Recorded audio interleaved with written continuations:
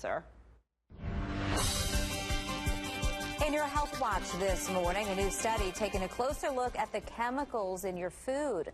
Pediatricians are calling for the government to change what it considers safe. But it's not just the chemicals in the food itself. Cameron Ridle joining us live now with how the exposure from the containers we're using to store our food can impact your health as well. Cameron, good morning.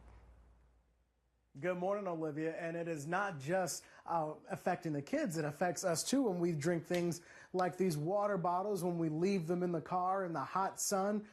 The chemicals come out in that, and I'm one of those people who just pick it up and start drinking it. But there was one day my fiance took this from me and threw it in the back of the car and said I couldn't drink it. Dr. Amy Shah would endorse her doing that because she says there are bad things in these chemicals and this plastic, these different types of containers that hold our food and our drinks, and kids in particular deal with a lot of it.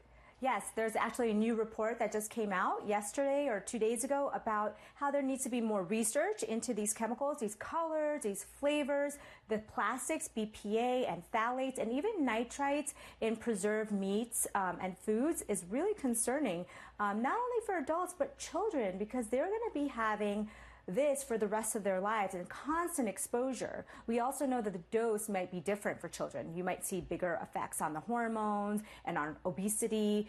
There's a lot of reproductive effects it can affect, so it's very scary, actually. So we're giving people the heads up because they may be wondering, okay, why have I not heard from this from the FDA and things like that? Dr. Shah is a part of a group of about 60,000 pediatricians who have come together ahead of the government to say, we have seen research, and through our practice, we know that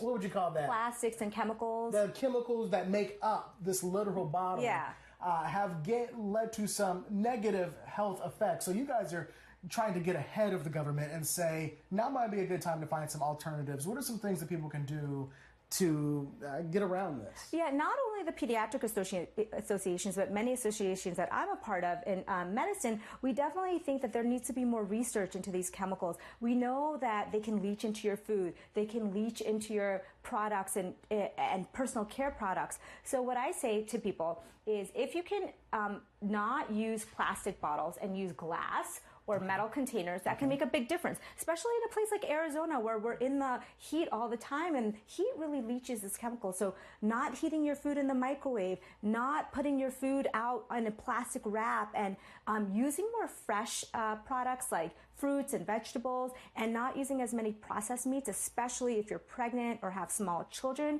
That can make a huge difference. Now, right now, our government hasn't gotten ahead and suggested any changes like places in Europe have, because they say the amount that you get from this is so low. But you guys in the medical field are saying, but over time that adds up, and especially for children. You mentioned all the things that are plastic that they deal with, not just their drinks and their sippy cups, but also their toys. Yeah, think of rubber ducky, for example. Inflatable toys we use in the pool. All of these things have phthalates. These are what makes plastic soft and flexible. So all of these toys, it can be contained in all of their teething products. It's really scary. So the European Union is actually much ahead of the U.S. in banning a lot of these groups of chemicals. We need to do a better job in not only researching it, but proactively banning some of these things so we can get better products for our kids. So we've got 30 seconds left. How can people who want to get proactive like you, is there a website or something they can go and look up these things and try to eliminate some of these things in their household products? Yes, there's so if I was going to give you a couple of tips, I would say start to use more glassware or paperware for packaging your products. I would say less processed meat, especially meat wrapped in plastics.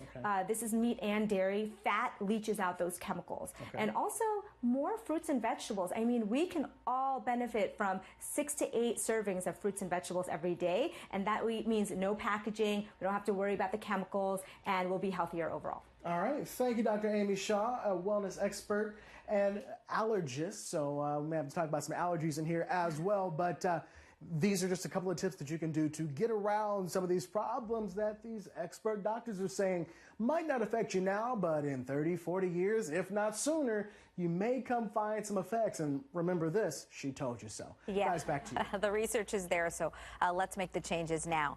Cameron, thank you.